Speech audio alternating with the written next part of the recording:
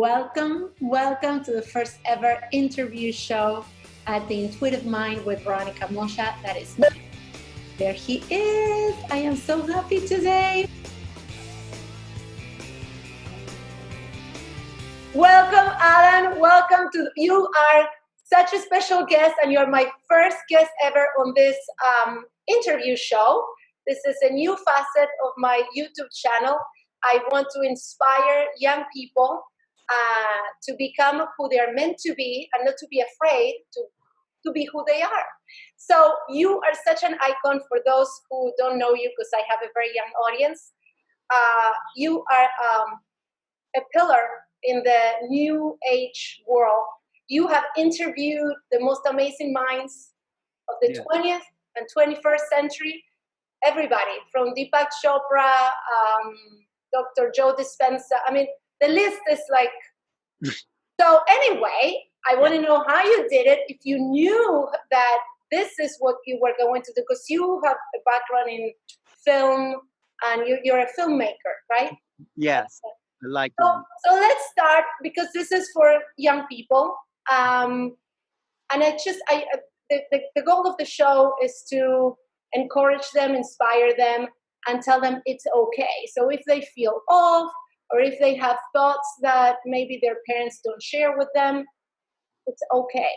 They're not alone. And, you know, I like to interview people like you that have gone so far in their lives. And from my perspective, I think you're very successful. You had a very successful life, an amazing career. I don't know if this is what you thought you were going to do. I'm talking too much. So let's start. No, you're not talking too much. You're talking way too much. I want to know if you would like to tell us if you remember anything from your childhood. I remember everything from my childhood, but I just also want to add to that list. I interviewed you about your work. You're one of my guests, so you're in that company of Deepak Chopra, Marianne Williamson, Ram Dass, all these spiritual teachers. So, you know, when I was growing up, I didn't really have. I mean, I knew I was different. I knew I did have some awarenesses, psychic powers. There was no place for me. I didn't feel like I belonged in my family, but there was no internet. There was no one to talk to saying, you know, I'm having out of body experiences. I'm having synesthesic effects. You know what synesthesia is? Where I was just going to ask. I would feel certain ways about different colors. Like different like blues and reds, and combinations of blues and reds would give me a feeling, or not just that, any color would give me a feeling, especially metallic type colors, like my father got this blue metallic car, like in the 60s, and it's like that color gave me a feeling. I still don't understand it, but they call it synesthesia, where colors can affect feelings. Like some people see color. Like I think that movie about Elton John, Rocket Man. He would just hear the music. He could duplicate music that he would, and if there were words to a song, he would immediately start to hear the music with it. That's a synesthesic effect, and that's an advanced. We all have it on whatever level. Some people smell different perfumes and have visions, and so we have to recognize that's a positive thing. But still, so I would have that weird thing, and no one could understand that. I didn't even understand it. I actually thought everyone had that sort of sense. Excellent. I didn't really talk until I was 4 years old, because I was just observing everything, and plus there was nothing to say. And you know, I remember my mother saying, you have to talk. And I knew I understood everything, but I was formulating it. I was thinking about it. I was bringing it into my sense of self. I wasn't ready to speak about, you know, the world. I was just kind of taking it all in and thought that was fine. But the grown-ups didn't think that was fine. They wanted me to be something else, and that was a lot of pressure to be something other than what I was. So that existed. I always felt like I was different. I never liked team sports. I thought that was a joke, you know, being for your baseball team. Like, how great is your baseball team versus someone else's baseball team? I just thought that was ridiculous. I thought that's a sort of a simulation of war, this side against that side, and Right. I just never went along with that. But I always did feel like each of us had a special ability, and Even at a young age. even at a young age, I totally felt different than everybody else in my family. They were pretty normal. I mean, I fit in. I was smart in school. I liked learning. Everyone said they hated school. I said, this is the best thing I could imagine. You're with your friends and you're being fed knowledge by. I had some good teachers, so it wasn't like they were just doing stupid things Right. like memorizing this. So that's not education when you're asked to memorize like history, but when you're taught to think and when you're shown how to think, not what to think, but how to think, that was such a gift for me because then you could take that understanding of how to think. How do you question? And thinking is questioning. So I just questioned everything. I still question everything, you know, Oh, even it seems like I believe a lot of out there things about UFOs and all that. I'm still questioning. Is that real? And you know, the truth is most people don't even question that. They just either believe one way or the other. But you know, off to a side tangent a little bit, UFOs is not about belief.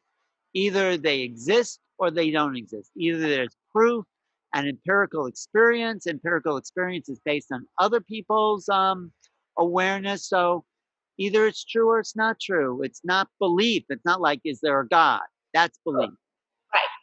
So do you hear the lawnmower in the background a little bit? Nope. Not at Okay. all. So I I have had to formulate for myself who I was, what I knew, what I believed, and to trust. And I think that's the best thing for our young people to understand how to form your own opinions and trust your knowingness, trust your awareness. You know, don't even trust what people say is true until you check it out for yourself. Of course, some things you can, if you trust the person, if you trust the source of knowledge, but do your own investigation. Go in, and we have this incredible tool, the internet. I mean, if I had the internet, I would have felt I wasn't such an outsider. I would right. have. There's thousands of people, and you could find it no matter what you believe that will support you and will encourage you to be a free thinker. So we're in a good time now for people That's like true. us. So what did you want to be when you grew up? Do you remember? I do remember. You I do. wanted to be an astronaut Get because down. that was so exciting going into outer space. And I think I would have dreams of outer space and dreams of other worlds. And I was always fascinated with the stars. I mean, what were those lights in the sky? It's How come fascinating. But so what? what happened? So what happened, Alan? Why didn't you become an astronaut? I didn't be I didn't become an astronaut because I think when I was getting close to that, I realized that you had to like go into the army or air force, and there was all this strict, Too much training. Yes. much strict discipline, and kind of being in a mindset and kind of fitting in too much. I was always not wanting to fit in, and to be in that program and do all those things, you had to really fit in. So then I got into psychology and understanding like the inner worlds of people. That was really interesting to me. My uncle was a psychologist, and I thought he just knew everything about everybody. Of course, he didn't, but Right. that's what. No, that's what I was told. Like when I was growing up, well, a psychologist just knows everything about a person. And it's like, well, I'd like to do that. I'd like to know things about people. So I started studying psychology, and then I went to college with a psychology major Me in too. mind, and then you had to take these really stupid courses like statistics. And that's when I quit. Right? That's when I quit too, and You I took quit too? one Oh, that's literature course. I took one course on like reading the classic books of like the great books, and I realized those writers knew more about human psychology than most psychologists who were really messed up anyway. Mhm. So I wanted to study humans through their creativity. That showed me more about the person and stimulated my own creativity and got me into making films and videos and interviews. My interviews are all about trying to understand how people think. What is perception? I mean, I call my show New Reality. So, what is the nature of reality? And that's a question that doesn't have an answer. And those are the only questions worth asking, are the ones that have no answers, that you go deeper and deeper and deeper. So how did you get here? So you started with psychology. First, you wanted to be an astronaut. Then you figured that's too much. Rigorous, yes. You went into psychology because you have a curious mind, evidently. Yes. And then you quit, just like I did. And then what happened then? I just want to make a point that life is not a straight line. Yes, exactly. Like a lot of my kids are graduating from high school, and there's this pressure of kind of figuring out and knowing what they want to do and what they want to be. And there's a lot of anxiety because of that. And there's no need. It's okay. No, there's So no need, because even after high school, even after college, you're still trying to figure it out. You're still trying to, but I always felt like I was on target. I always wanted to know. Knowledge was the thing that excited me most. And like Bashar says, follow your excitement. So I kept following my excitement, and my excitement went from, outer space, which is really great, to understanding how people think, to what is my excitement now? And it was understanding perception, understanding the nature of reality. That was really what was very exciting. That was the thing that moved me. How do we understand who we are, what we're here for, and how do we make sense of creation? That was really the bottom line. And that was the bottom line in understanding psychology, wanting to be an astronaut and looking in literature. What is the nature of reality? So it's always been the same thing. It may look like it was all over the place, but it comes down to wanting to know. what's next for you? What's next for me? I'm just finishing a book about UFOs. Oh, nice. I put together for a big publishing company that wanted an anthology of books. I mean, an anthology of essays. So I got the best thinkers in the field of ufology, of people who've investigated this, research that people have done for 40 years on the subject.